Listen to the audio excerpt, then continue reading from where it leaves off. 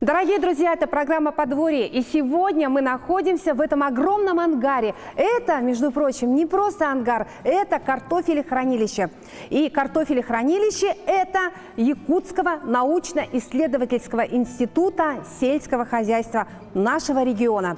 Чем же занимаются ученые? Да, они сажают картофель. И причем картошку они выращивают с таким тщанием. Для чего? Для того, чтобы на каждом подворье была своя картошечка, именно якутская, наша. Как они это делают? Какие сорта вообще существуют? И как разобраться в этом море сортов и как выбрать ту картошку, которая будет расти именно на вашем дачном участке? Мы поговорим сегодня с научным сотрудником института Эдуардом Геннадьевичем Ивановым. Эдуард Геннадьевич, здравствуйте. Здравствуйте. Вот у меня в руках картошка сорта Красавчик. «Красавчик». Вот чем отличается этот сорт, допустим, вот от этого сорта, который называется «Якутянка», один из самых популярных сортов у нас в регионе? По вкусовым качествам, Так. по ранней спелости, вот, или по лёжкости. Для наших условий самого Лёжкости. вот это. Лёжкость – это как понять? То есть вот лежит Да, она хранение. вот… Хранение. Хранение. Так. А по вкусовым качествам, ну… По вкусовым качествам, содержание крахмала, например, здесь высокое, поэтому она вкусная. Она вкусная. То есть чем больше крахмала, тем вкуснее. Так получается. Да, разваристая. А здесь крахмала поменьше. Для жарки, например, вот это как раз пойдет. Для салатов по-разному. Для салатов вот этот вот именно такие красавчик. сорта. А красавчик, кстати, вот этот вот сорт картофель, ну, они такие достаточно крупные, в общем-то, и на первый взгляд даже их и не различить. Да. Разве что по вкусовым качествам, да? То есть вы сказали, что красавчик можно использовать для салатов, для жарки. Для жарки. А вот этот картофель? Да, для супа, разварного картофеля. Чем еще отличаются вот эти два сорта? По срокам созревания, например. Да? Вот эта вот якутянка на 45 дней. Уже можно выкапывать. А в какое время нужно сажать, чтобы попробовать уже чтобы ранее спелый почва должна сорт? прогреться до 6 градусов тепла. Обычно ориентируется на березу, например. Листья березы, там 5-копеечную советскую. Вот. Уже они Да, распустились, распустились, можно и сажать. это знак, что нужно сажать картофель, пора сажать. То есть вот этот сорт, красавчик, его тоже можно посадить? Да, можно. Он ранне спелый? Да. Также ранне спелый. А какая у него спелость, по времени? Такая же, это ранние сорта, вот от 45 до 60 считаются ранние сорта. Ранние сорта. А потом средние спелые, там уже 60-70, там уже 80 до 150 дней даже сорта есть такие. Вы сказали, что желательно бы сажать и раннеспелые, и позднеспелые. В чем, как бы сказать, разница? Поздние сорта, они урожайные. По поводу хранения, вот в наших условиях, может, там самая оптимальная вот температура, например, да, плюс 2 и 4 градуса хранения. Как хранить, например, в частном доме или же вот в квартире? Возможно? В квартире там от силы месяц можно хранить. Там уже пойдут процессы уже проращивания картофеля. Больше 25 градусов все равно. Угу. То есть 2 градуса тепла, к сожалению, в нашей квартире Невозможно. достичь невозможно. Ну, а если, например, в коридоре, вот дома КПД, это возможно? Можно там Ящики. Например, вот в контейнерах. Ну, главное, чтобы вот эти контейнеры были какие? Можно пластмассовый контейнер? Наверное, нет. Пластмассу можно, но чтобы внизу была решетка, например, дырочки, чтобы вентиляция проходила. Если можно, деревянные тоже. Мешки же есть сейчас. Вот. Можно вот таких хранить. То есть можно хранить вот этот картофель, если мы живем в многоквартирном доме, то есть в коридоре, где есть температура, стоит постоянная, от -2, от +2 до +6. Плюс 6 4, можно? 4, лучше 4. А вот в городской квартире, увы, картофель через месяц, он Больше уже месяца превратится в семенной картофель. Да. Ваш институт занимается селекцией. Вот кроме сорта якутянка, какие еще сорта вы вывели именно специально для нас, для нашего северного региона? Северный. Всего 2 сорта. То есть И на подходе еще 2-3 сорта гибрида есть. по каким параметрам вы, скажем так, вот, судите о картофеле? Чтобы товарный вид хороший был, например. Чтобы круглая форма или вот овальные формы. Вот. И глазки, чтобы были наружу, так вот, не глубоко, чтобы чистить было удобно, например. Мгм. Вот из этих практических Да. соображений. И Ну, содержание крахмала, там вкусовые качества тоже играют большую роль. мгм. То есть по вкусовым вы сказали, что чем больше крахмала, тем картофель вкуснее. Наши сорта, вот вы сказали, якутянка и северный, как раз обладают вот этими характеристиками. Скажите, а к вам приезжают вот хозяйства какие-то, например, или же вот частники, допустим, а продайте нам, пожалуйста, ведро картошки или мешок картошки, чтобы мы посадили у себя на дачном участке. Да, весной переезжают. Вы занимаетесь продажей? То есть у вас можно запросто приобрести и якутянку, и сорт северный. Да. Вот вы эти оба сорта рекомендуете нашим дачникам или же какие-то можно еще? и попробовать. Дачники там индивидуальные же все. Почва, микроклимат, почва.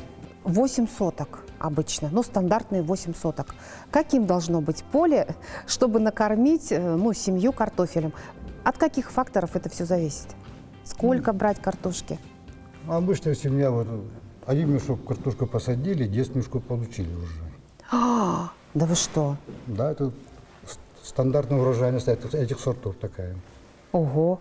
Но это при должном уходе, Да, видимо, да, да? естественно. То есть если ты ее Да. посадил, забыл, Почву должен подготовить для этого. Перегной обязательно.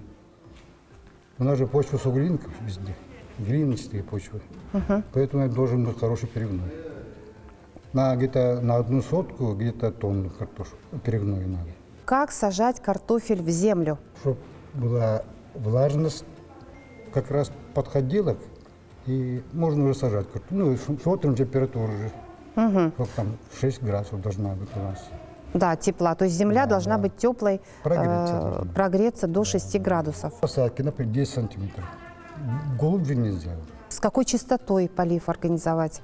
Ну, поливать надо, когда вот... Вода холодная, Да, прохладная? Нет, без разницы.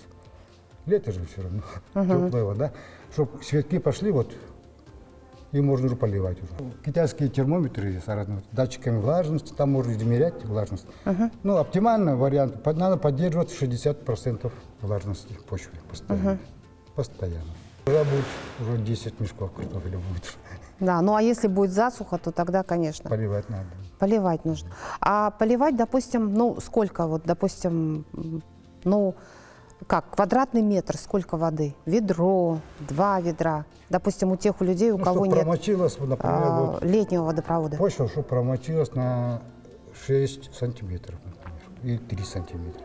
То есть нужно обязательно прям руками, да, промерить? Если рука влажная, пальцы влажные, то стало быть и влаги достаточно. Достаточно. То есть можно простым Например, таким вот способом. взять с поверхности земли, вот так комок, взять, и когда вот комок образуется, все. Если собирается земля комком, уже влажная, то земля 60% влажная. влажности есть уже. Посадили свою картошку, и могут ли вот эту свою посаженную картошку потом посадить снова? Могут.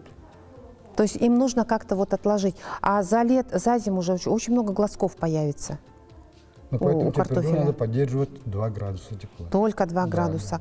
А если много глазков, ну, вообще вот как вот садить, вот научите правильно. Например, картофель как? Мы его разрезаем Да, по вот глазкам. можно вот так вот поперек, вот так разрезать. Так. Сколько там вот. Сколько, на каждой стороне будет 3 глазка хотя бы. Некоторые прямо вот один глазок и сажают один. Можно То и есть так. можно? При хороших условиях можно выращивать, даже с рассады. Вот ростки отломаешь, и можно как рассаду. То есть можно и вот таким Можно и образом. так. А как рассаду, это имеется в виду, мы Ну, отломили, как помидоры. Рассаду выращиваем. ну, надо дождаться, чтобы корни вышли, ну, посадить Нет, в вот воду отломили его. вот, и сразу в землю, и можно поливать уже, там уже ростки появятся.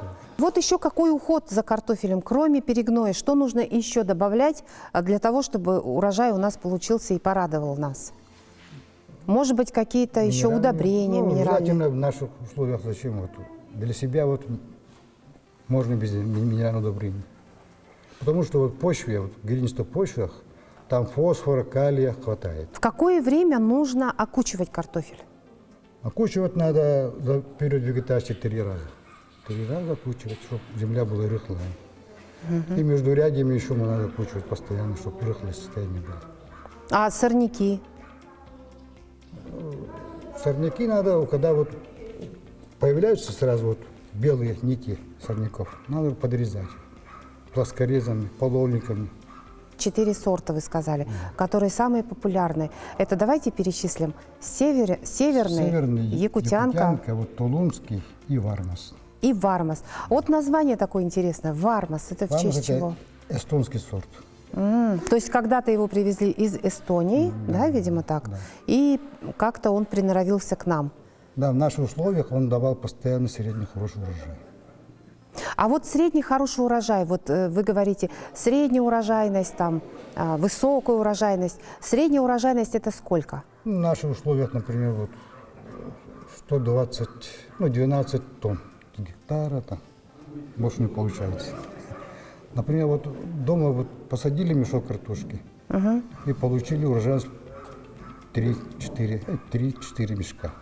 Вот это вот урожайность по республике. То есть это какая она, средняя или высокая? Средняя урожайность. Средняя урожайность. А уже вот эти хозяйства, которые, ну, прям специализируются на выращивании картофеля, ну, частные предприятия, да, то есть они должны, конечно, стремиться к более высоким показателям, Поэтому да, урожайности. применять минеральные удобрения. А перегной, допустим, каким образом могут люди вот получить у себя на Перегной небольшом можно- своем Можно участке? получить из растений, из любых органических отходов. То есть, допустим, вот почистили ту же картошку, кожуру, это она тоже Да, пойдет как отдельно в вот перегной. кучку. Понятно. Это Или там и какие-то сорняки, овощи. Все это можно в одну кучку. И потом, а сколько эта кучка будет перегнивать, ну, чтобы перегной получился? Надо потом сверху землей посыпать маленько. Так. И за лето 2-3 раза вот перекопать. Якутский научно-исследовательский институт выращивает 40 сортов картофеля. Это совершенно разные сорта, которые привезли со всех уголков, ну, даже, наверное, Советского Союза. Вармас и Тулунский. Это ведь не наши сорта, это привезенные откуда-то, да? Да. А почему они подошли именно к нам? Распелые сорта, днем-то жара, а ночью холодно. Но перепады температур бывают очень значительные. Засушливое лето у нас. Вот этого как раз они выдержали, экзамен, так сказать. И поэтому стали популярными, да? А вообще вот те, которые люди приезжают к вам и занимаются давно выращиванием картофеля у себя на своих участках, они выбирают именно эти сорта или пытаются покупать новые какие-то? Ну, каждый огородник должен хочет попробовать новый сорт. Поэтому 2-3 сорта оставляют старые, проверенные, и покупают. Какой-то новый? Да, новый, чтобы попробовать. Там вдруг пойдет. А вы какую-то обратную связь имеете вот с вашими покупателями? В следующем году приезжают, там хвалят, например, вот этот сорт. Давайте, мне говорят, еще другой сорт давайте еще. Эдуард Геннадьевич, ну картошка появилась у нас в Якутии, в общем-то, ну, скажем, не вчера, но примерно когда, в какое время? Ну, в конце 19 века. И за это время Да, вот. завоевала невероятную популярность. Популярность, потому что... И стала практически- Да, хлеб и картошка, основная еда. И мясо, конечно. Мясо, молоко. Рыба, Да, забыли вот про это, рыбу. Ну, картошка совсем хороша. То есть миллион блюд, это вот как в фильме «Девчата», да? Картошка во фритюре, жареный картофель, отварной картофель, картошка-пюре. То есть очень-очень много блюд. А вы сами какое блюдо любите из картошки? Жареную и отварную тоже. Жареные на сливочном масле, это натуральное масло. Нормально. Ну, это красота, конечно, да. Да, это деликатес. Скажите, а какие районы наиболее часто обращаются к вам за помощью, ну вот, с семенным материалом? Алёкминский. У нас постоянно берут элитный материал. А из северных районов? Ну, верхоянские выращивают, покупали, вот, абыйские покупали. То есть все любят картофель и пытаются у себя выращивать. А вот на самом севере, Саскылах, Оленек, Мирнинский район, вот Западная Якутия, обращаются к вам? Нет. Ну, там можно выращивать как только в теплицах или как в парниках можно. То есть на Там земля ножках? там мерзлая, Да, то есть там а мерзлота. там частники все равно выращивают. Среднеколымский, например. Ну, а в общем-то, вот ваше картофелехранилище на сегодня вмещает, вместимость картофелехранилища, это сколько? И примерно сколько вы высаживаете? Ну, высаживаем на 30 гектаров выращиваем. А здесь примерно 200 тонн, да, картофеля примерно. на сегодня. Ну, а ангар-то у вас ого-го, наверное, рассчитан на более, так сказать, весомую вместимость, да? Но 400 в одном условии, тонн. например, вот картофель, он вот слишком вот, ну, как бы сказать, так высоко тоже не надо залаживать картофель. Там уже будет уже без активного вентилирования не пойдет. Там уже температура поднимется, влажность тоже поднимется. Скажите, а вот вы все-таки ученый, как вы измеряете температуру? Мы соединяемся вот этим. Вот. И какая у вас температура сейчас? Вот это вот. 7 градусов. Да. Вот. Но она у вас... Охлаждение идет постепенно. Постепенно. То есть, Каждый день по 1 градусу. ну, в самые лютые морозы у вас здесь температура будет где-то 2-4. 2-4 градуса, не выше. Иначе она испортится. Да. Некоторые говорят, вот у тебя какая картошка? Красная. А у тебя какая? А у меня белая. Вот чем они отличаются? Белый картофель и красный картофель? Ничем. Внутри вообще они белые и желтые. То есть абсолютно, то есть просто кожица сверху, да? Да. А почему вот красный, за счет чего вот картофель красный? Это у них Сверху. содержание этого антиоксидантов. Желтое мясо и вот картофель, например, у них больше каротина, как моркови. Ну, у каждого свой вкус. Например, у каждого, например, некоторые любят желтое мясо, желтую картошку. Некоторые красную любят. Ну, в Якутии обычно предпочтение дается вот красным сортам. Это была программа «Подворье». Дорогие друзья, мы сегодня говорили о разных сортах картофеля. Как выбрать, как посадить, как разобраться в этом огромном количестве картошки, которая приходит к нам из разных уголков бывшего Советского Союза.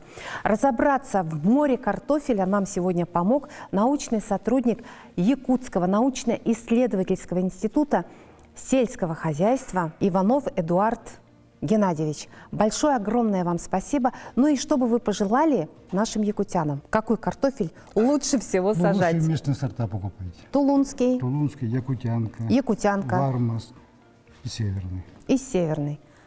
Bum